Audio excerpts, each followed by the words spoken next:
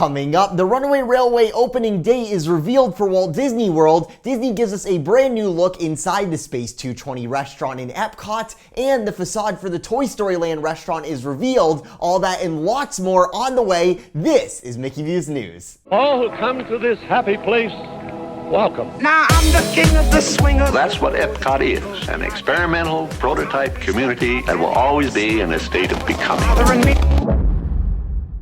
Hello everyone, my name is Brayden and welcome to Mickey Views News. Today is the dedication event for the highly anticipated new e-ticket attraction, Star Wars Rise of the Resistance, opening in Galaxy's Edge tomorrow here in Walt Disney World. There's going to be a live stream where we'll see those X-Wings that are on drones actually fly over the attraction in the background, which is going to be very exciting. And I'll be back with you here tomorrow with our opening day coverage, our opening day vlog of the attraction opening. I'll be lining up bright and early in Hollywood Studios to show you guys everything that goes down. Since all the media is in town right now, getting special access to Galaxy's Edge for the flying X-Wings and the opening of the new attraction, yesterday they got to attend a special event where Disney dropped a ton of new info on all sorts of new things coming to Walt Disney World, to every single park. So we are going to go through all of that right now. Starting off over in Hollywood Studios, speaking of Star Wars, we've got some brand new concept art of the Star Wars Hotel, where you'll enter the experience from this newly released entryway look. This is where you'll drive up and actually enter the Star Cruiser. There's all sort of cement construction here, all these cement pillars, which look really cool. This is actually where you'll take your luggage and board the Galactic Star Cruiser and fly off into space. It's going to be so cool. We got an official opening year for the hotel, 2021, which is earlier than expected. Originally, we were hearing 2022, even 2023, when Disney first started surveying people about this idea of a Star Wars hotel. So great to see there that construction is going along very nicely. I actually drove behind the Star Wars Hotel last night heading home from Hollywood Studios. I was over there and I did see the back of it, and I think they were actually doing some furnishing inside the rooms already because it was all lit up in there and I saw people working. So that's pretty awesome, pretty cool to report. The other piece of art we got for this new hotel was of the out of this world transport, Disney is calling it, where you're going to actually exit the Galactic Star Cruiser from space and fly into Batuu to visit Galaxy's Edge. Now, us Earthlings might know this is just a bus with no windows and the inside is rethemed to look like the inside of a ship. The question is, can the Imagineers turn that experience into something where you're actually a part of it, where it really feels like you're living in outer space and you're flying down to Batuu, something that's fully immersive? We'll just have to wait and see what they do there. Also in Hollywood Studios, I was walking around the park getting some various footage last night, you know, seeing the setup for the big dedication ceremony in Galaxy's Edge. They've got this big stadium set up for the media to actually be able to view, where the X-Wings are going to fly over the X-Wing that is actually stationed on the ground. They have all this tech set up and everything ready to go. So I was looking at all that, taking a look at everything they have going on there. But as I entered Hollywood Studios, when I was entering the park, I noticed this Mickey and Minnie's Runaway Railway logo that was being projected on the ground. And I thought, that's kind of weird, you know, what's that doing there? And no less than 10 minutes after I saw that, Disney dropped online the opening date for the attraction. And I thought, oh, that makes more sense. That projection was probably there for when the media was like walking around, you know, and they're like, oh, here I am with the Runaway Railway logo. It's probably, you know, so they can get cool photos to go along with their article about the opening date. Who knows what exactly was going on there, but it was really cool to actually see that on the path. We got this brand new poster that announces the opening date on it for the Runaway Railway. First of all, that poster looks awesome, but the opening date for the Runaway Railway is March 4th, 2020. This is the attraction I'm the most excited for of anything coming to Walt Disney World. That and Tron, to me, are the main ones that I think I'm really going to enjoy. The Runaway Railway, which really does feel like an original Disney attraction, you know, not trying to recreate scenes from a movie or anything like that. Of course, Mickey is technically intellectual property, but it's a whole new short that they made specifically for this attraction. So even like all the scenarios that happen in the attraction, all of that is completely new. The only thing that is intellectual property is the characters, and these are characters we actually want to see intellectual property of. I think they fit really well, especially in the Chinese theater, especially in Hollywood Studios. So excited to see Goofy with his train, and we're all in the train cars. It's just going to be so awesome. I really love that poster where it just looks, I'm just so excited for this attraction. I just can't describe it. It is so exciting. Speaking of Mickey, also in Hollywood Studios, we got our first look inside the new Mickey Shorts Theater coming to the park that'll play all sorts of classic Mickey Mouse shorts to complement the Runaway Railway. The theater that is turning into this House of Mouse Smokehouse is the old Star Wars Path of the Jedi Sounds Dangerous Theater, which is over by the Backlot Express restaurant, and Disney announced it too will be opening March 2020, probably soon after the Runaway Railway if I had to guess. You know, the Runaway Railway is opening March 4th, 2020. That's pretty early in the month. So when you don't have an exact date and you say, oh, I think this Shorts Theater will be ready in March 2020, it's probably later in the month, right? I think that's sort of the logic there, but we'll see what happens there. Things like this are great ways to eat up more guests, accommodate more crowds once the Rise of Resistance and the Runaway Railway are open and in full effect here. When those spring break crowds descend on Walt Disney World, I think it's going to be record attendance levels spring break season next year, given that all these rides people have been waiting for, you know, the Rise of Resistance, Runaway Railway, they're going to be open in Hollywood Studios. It is all going to be open, it is all going to be running in full force, and I think it's going to be one crazy season because you're going to have all the kids out of school, all the cool new attractions you've been waiting for are going to be open, and it is going to be wild. So having little things like the Mickey Mouse Shorts Theater and stuff is definitely going to be a much needed addition to Hollywood Studios just in terms of crowd levels and giving everyone something to do so they're not all just standing around shoulder to shoulder. It is going to be pretty crazy. I think next year is going to be a big year as far as attendance goes, but we'll see what happens there. Over in Toy Story Land, we got a new piece of concept art for the Roundup Rodeo BBQ table service restaurant opening in Toy Story Land just beyond the land's Woody entrance sign. That's where it's going to go. Unlike all the other announcements in art that we've got so far, which have all been really exciting, this, I think, looks pretty bad in my opinion. So right now, Disney is building this new restaurant, this Toy Story Land restaurant, and it's this tilt wall, you know, construction. It's just a cement box, right? They're just building the cement box behind Toy Story Land right now, and to theme it, to give it a facade, to make it part of the land, they're just going to cover the front of it with trees and a cardboard box texture.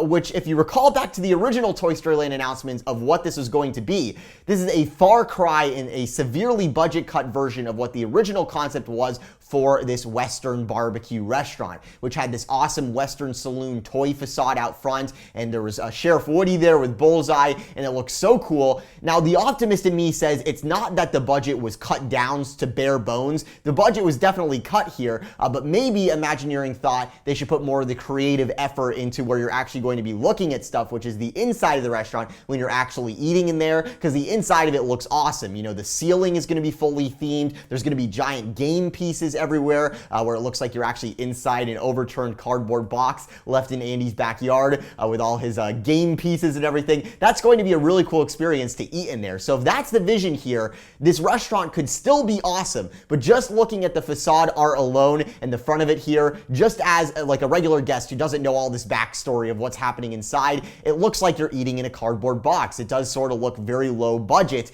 and not in a way where it's trying to look low budget. It literally looks low budget. Like, it looks like they ran out of money. Perhaps I'm off on this one. Let me know what you guys think of the restaurant's facade as compared to what we originally were going to get with that Western saloon style. I'm not saying that what we're getting here looks awful or it looks like, you know, no money went into it, but the fact that it's happening all inside a cardboard box and that's where you're going to be dining does seem like a step down from what it was originally going to be, you know, with Sheriff Woody in the Western saloon where it looked very Frontierland-esque almost, but of course in Andy's backyard and all homemade and handmade, which have been really cool to see. Let me know what you guys think. Moving over to Epcot, starting off with the Space 220 restaurant, the group running the restaurant is saying it's probably going to open February 2020. They said that on a job listing, but the Disney Parks blog still has their post up where it says that the Space 220 restaurant is opening winter 2019. And Disney has not walked that back because in the newest press release, they're saying the Space 220 restaurant is going to open, quote, this winter. I think all this is to say an originally planned December 2019 opening has likely become a February 2020 opening here. But if Disney just keeps saying this catch-all of winter, then they can sort of, you know, cover up the fact that there has been a 2-month delay, which from a PR perspective does make a lot of sense there. But I think there is going to be an adverse effect for guests who are expecting to be able to dine at the Space 220 restaurant in December and January, where probably they're not going to be able to. There's always the chance that the restaurant opens earlier than February. We have no material evidence of the progress on the inside. It's basically just a waiting game right now and looking at what the Patina Restaurant Group has been saying on those job listings because they need a new executive chef. So there's a lot of reading in between the lines right now. We don't know everything for sure, but it does seem like a February 2020 opening for the Space 220 restaurant is what's in the cards cards here. That said, Disney did hype us up for whenever we're going to get this new restaurant, because they gave us this awesome new piece of art of guests inside of the restaurant looking down below at the earth below, as the theme of the restaurant is you are on a space elevator. You've gone from Epcot into space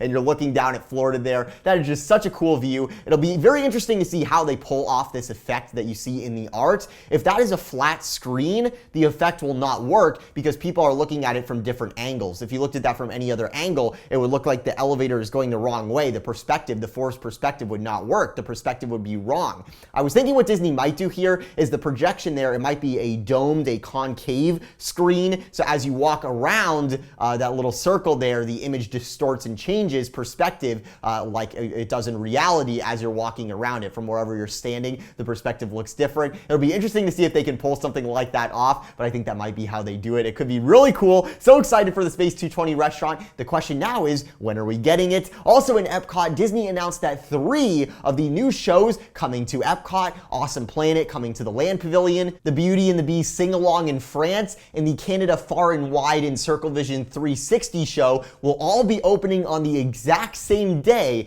January 17th, 2020, which is also the first day of the 2020 Festival of the Arts in Epcot. That is going to be one big day for new stuff in Epcot, Festival of the Arts, and also these 3 new shows to check out all in one day. Very excited to see what Disney has in store there. By the way, also in this announcement and overlooked by most, the Beauty and the Beast Sing-Along isn't replacing Impressions de France. It's just going to be rotating. The shows are going to be rotating throughout the day. And in this press release, Disney mentioned that Impressions is getting upgraded to 4K projection. So definitely a nice improvement there to see such a classic Epcot show get some upgrades in terms of its resolution, and now I'll be switching out with the Beauty and the Beast Sing-Along. One question we still have is, what about the new China Circle Vision that Disney has been teasing since the D23 Expo in 2017, which is when they originally announced the new show, Wondrous China.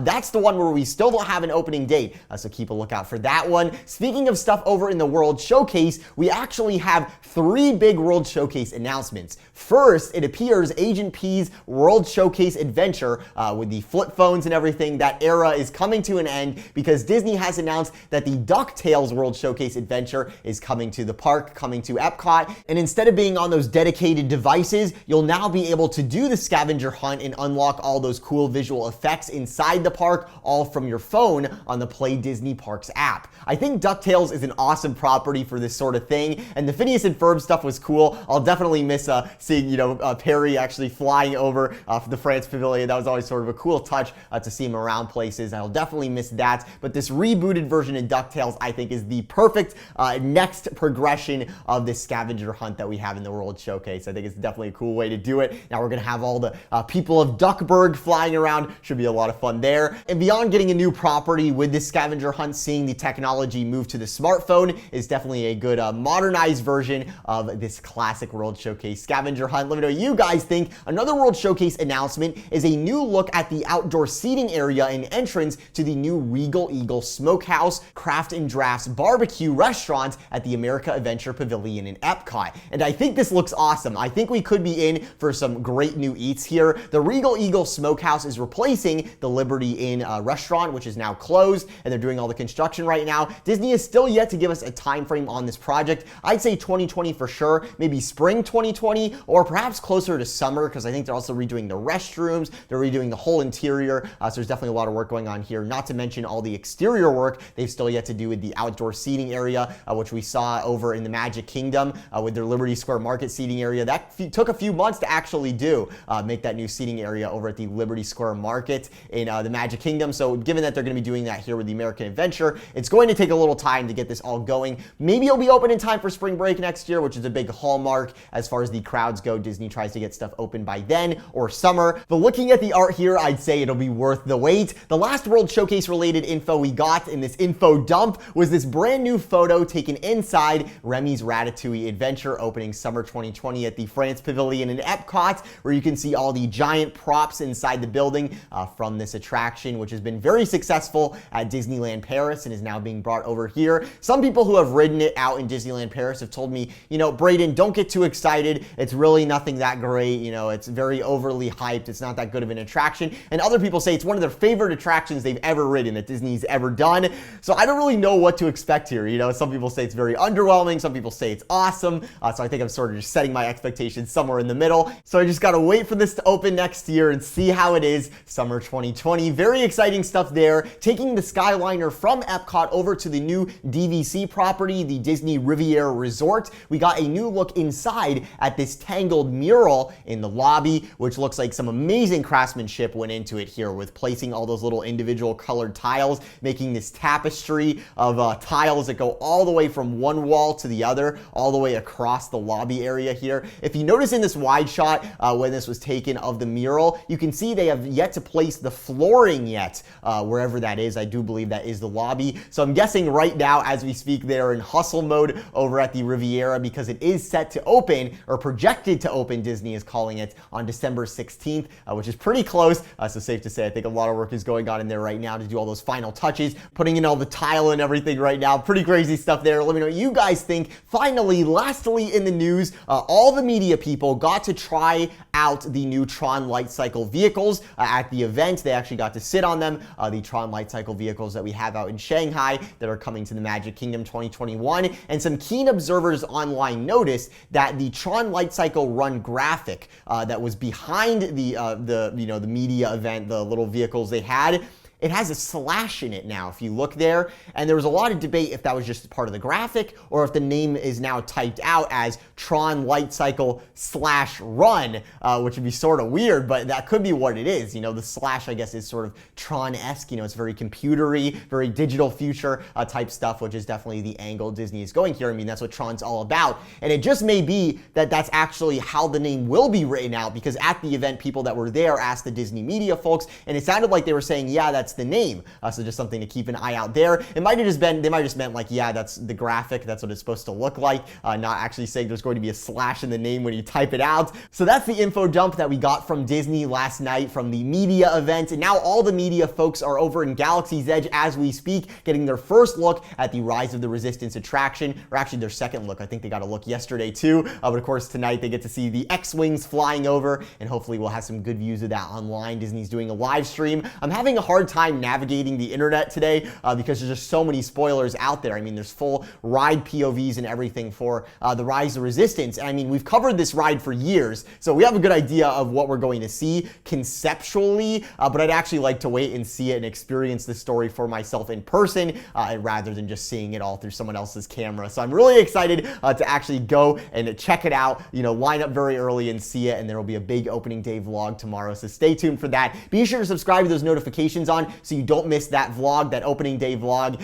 Those are some of the best videos we make on this channel, is when we get these awesome, huge openings, and I think this is going to be a huge opening to say the very least. This is Disney showing this is what we're capable of, right? Like, people are saying Rise of Resistance is Disney's answer to the Wizarding World of Harry Potter. This is the level of immersion we can get you to. So safe to say expectations are very high. They developed new technology, all sorts of new stuff for this attraction, and there were a lot of speed bumps along the way. At one point, the CEO of Disney, Bob Iger, said they've questioned if this ride is even possible. Like, are we even going to be able to do this as we have it planned out? And they put a lot of money into it, and maybe the rest of Galaxy's Edge suffered a little bit because there was such a focus on this attraction, but it does look like they have done the impossible, and I'm so excited to experience the impossible tomorrow. That's going to be so much fun. Also, if you like this geodesic space black all over print Mickey View shirt I am wearing here, you can find it over on our Teespring store, link in the description below. I'll talk to you soon from the Mickey Views Magic Studio, now located in Orlando, Florida. This is Brayden. Have a magical day.